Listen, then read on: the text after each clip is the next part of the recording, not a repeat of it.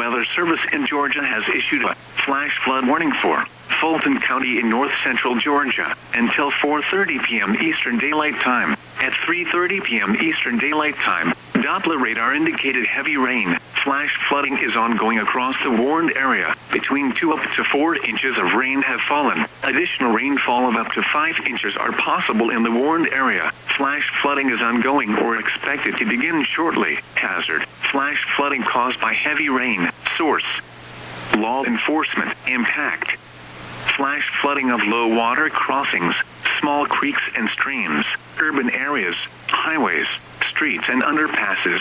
Some locations that will experience flash flooding include Union City, Atlanta, Ben Hill, and other locations. If you are driving in a vehicle, turn around. Don't drown when encountering flooded roads. Most flood deaths occur in vehicles. Repeating, a flash flood warning has been issued until 4:30 p.m. for the following counties.